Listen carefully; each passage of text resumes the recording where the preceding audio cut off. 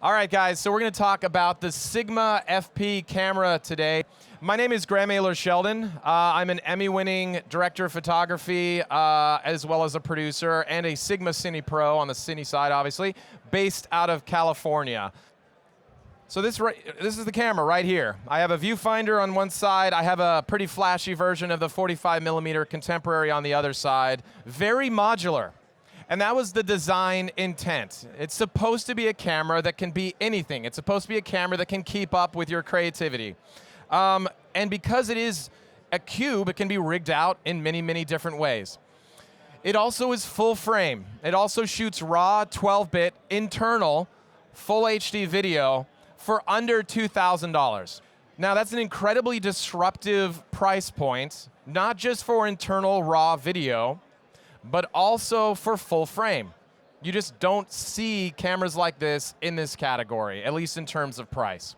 So this is a little bit of a tour of the camera that I put together for you, right?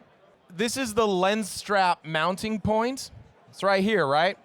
You remove that, you see a 1/4-20 thread, which is the standard thread size for most accessories that you'll see in the industry. That's pretty cool. I don't know why more manufacturers don't do that. There's also another 1/4-20 hidden under the other side of the lens strap on the other side of the camera. That means you can mount an external SSD drive there, you can mount a microphone, on-camera lights, I mean lots of different options. On this side you have the quick select button, and then you have AEL. And then at the top, as I said, I'm a cinematographer, so I'm interested in the cine side of the camera. And the reason this button exists is a very cool one. In fact, you see it in software, you see it in video games a little bit. It's the ability to only see the button that you care about, right? So I'm in stills right now. I go over to Cine, and all the stills UI, or the menu buttons, they disappear. This is a small camera. This is the camera that you keep on your credenza or whatever by the front door, and you take it out into the field. Because for me, the only piece of equipment that matters is the one that you film with. From the Cine perspective, what are some of the use cases for this camera? So it absolutely can be a B cam. Because it's so small, because it shoots internal 12-bit RAW, it will cut with A cams that shoot honestly similar flavors of RAW. So it's a good camera to use for that application as well. Or for A cam, honestly, depending if you're needing something very small. I don't like saying this about a camera that has been in development for years, but it can also be used a little bit as a crash cam, right? UAV, drone. I have my Part 107. Some of you out there may know what that is, but for drone applications, it's incredibly exciting. On the back of the camera, these two very cool buttons, tone and color. So some of you might work in the YouTube space. Some of you might need to publish event footage very quickly. Now you're going to want to use these buttons a lot. This is for fast-moving event stuff. This is to change the color of your image and publish it. As I said, documentary filmmaking, I want to be sneaky sometimes maybe. As a journalist, I want to be a little bit sneaky, so the camera's inconspicuous. It's tiny. Car mount, already mentioned that. Long record times for .mov. So I've been talking a lot about RAW. RAW files are big. They're very big. And that's fine because I want as much data in my file as possible to make it as gradable as possible. Sometimes though, as I said, you're a YouTuber, maybe you're doing event coverage, something like that. I get something like 9 hours of .mov into my 1 terabyte external drive, which I'll talk a little bit more about later. It also has different aspect ratios. Obviously 16:9, you know, television. About 60% of Netflix movies though are shot 21:9. That's more CineScope, I'd call it, widescreen aspect ratio. So if you're shooting a feature and you might need to be in that aspect ratio, it's just a more widescreen. In most televisions, you won't have the black bars at the top and the bottom. This is a photo of a duck. I think it looks cool, so I included it in this deck. As I said, it's a park really close to me. I love the detail in the eyes, and I love how the water looks, personally. But this was taken on the 45 Contemporary. Again, a lens I thought, you know, I wasn't sure about, took it out in the field, loved it all the time. So a director's viewfinder is an incredibly important tool for a cinematographer, for your client, for a director. What is it? Well, Sigma is supporting 3 different brands currently. I'm hopeful that further firmware updates will support more brands, but right now you have Arri, Red, and Sony.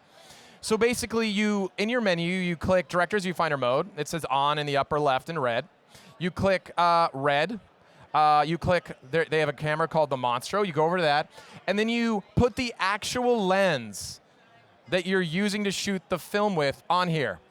Now, and you see the field of view that you're going to get if you move the techno crane, or you move the helicopter, or you move all of your lights. These are not decisions that you want to be making on the fly. You want to know if the C-stand's going to be in the shot of your red Monster image, just as an example.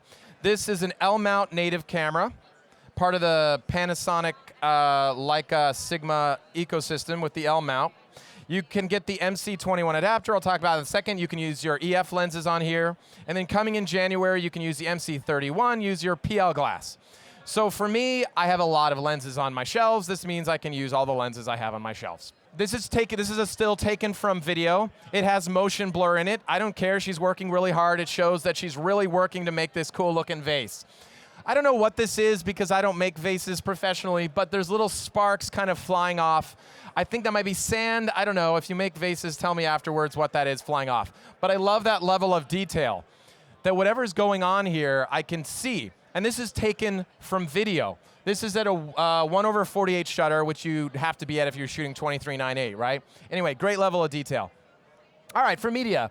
So the Atomos Ninja Inferno and the Blackmagic Video Assist 4K, they're both supported. You can record to those right now. We're still testing what sort of flavors of .mov, ProRes, things like that you can get out of the camera. So I can't tell you what those are right now. We just know that you can record stuff onto those recorders / monitors if you already have them. You need the UHS 2 SanDisk or the 1 memory cards to record internal 12-bit DNG. Panasonic also has a type of memory card that's supported. So here's the thing, right? I want to get 4K 12-bit Cinema DNG RAW. I'm going to need a tiny, tiny Samsung T5 SSD. It looks like this. This is almost true size. I mean, it's very small. It's about this size, honestly. And then I don't know this company. I don't work with them, but it's called Landpart. They make a very cool accessory. Allows you to mount to one of those quarter 20s. You can put the SSD right on the camera to get your 4K 12-bit external. And I can say from personal experience, how you tell if your file size is gradable. I'm sure you've all have done this. You've put like an 8-bit JPEG file into Photoshop, and you started moving all the sliders on the right side of the image, right? If the image immediately falls apart, you're not working with a very gradable file. If you start introducing banding and artifacts, then it doesn't work. I could move the sliders as much as like 60% in either direction, and I didn't get that banding and then artifacting. Again, lots of detail. This is the garden right up the hill for me. I mean, you guys can see, I don't know, that's great level of detail. This is a still, this isn't taken from video. So the light looked incredible in my backyard one night, and it only looked like that for about 5 minutes. And because this is the camera that you take out, that you leave on your credenza by the front door, I just grabbed this. It had the 45 on it, because I just leave it on there. And I walked outside and took this picture. If you know what a gobo is, or a cookie, the trees are doing this naturally. And it created this sort of interesting little frame. And then when you blow this up, I don't know if you guys can tell, you can see the individual wood grains. Again, just great level of detail out of the camera. So as I mentioned, you get your 120 frames per second slow motion in .mov. And then coming in a future firmware update, you'll be able to get 8-bit 120 frames Cinema DNG RAW. And I like to look at the upcoming firmware updates as a commitment to improving the camera from Sigma. That's how I look at it, right? So this is Buzz. He lives around the corner. So these are pretty heavy grades, admittedly. You know, we threw them on and then we tweaked them a little bit. Which one is your favorite? That's fine. They can all be good.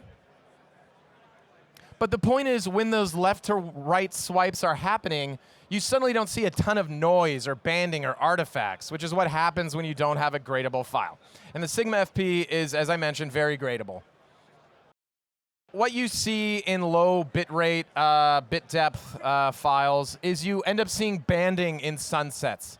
Because what happens in sunset, we've all filmed sunsets, right? You see, depending on what type of camera you have, you might see this color banding. It could go orange, teal, violet in little slices like blinds. It's not great. That's not how nature looks to our eyes. With the Sigma FP, this is from a still. I'm maintaining all of those millions and billions of different types of orange that's happening at last light. And that just speaks to that cinema DNG file that's being recorded. As I mentioned, the Sigma FP can be anything you want it to be. Here's a shot. I mentioned this earlier, but I put this on a UAV. One of the cool things about the Sigma FP is, provided you're clear of your propellers and it works for the shot, you can top mount the Sigma FP. Because it's almost such a negligible payload, the drone doesn't even think it's holding anything, to be honest. So it's me filming Buzz in the glasses factory. So I have a little bit of a rig going here. This is a small HD focus transmitter, and it's also my monitor. So it doesn't have an articulating screen. That's okay. The intent is to be modular. You can get a monitor like that, flip it around, film yourself if you want. And then I also get my wireless video out that's important for my director or client, or even me at Video Village if I'm not operating. I have the 40mm Sigma Cine Prime on there, personal favorite in terms of some of the lenses Sigma offers. And then I have a Zacuto Polaris base plate. I also have a clip-on matte box. This is originally how I started filming from the Sigma FP because it's branded in my mind that the camera has to be gigantic to take good images. That's not true. As I said, this is how I would prefer to film with the Sigma FP now. Honestly, this is the way to do it. Yep, so also you can put obviously your Fizz system, that's focus, iris, zoom. You just mount it to your 15mm rails right there, and then you're good to go. So you can make it a fully cine rig, or as tiny as what I have right there.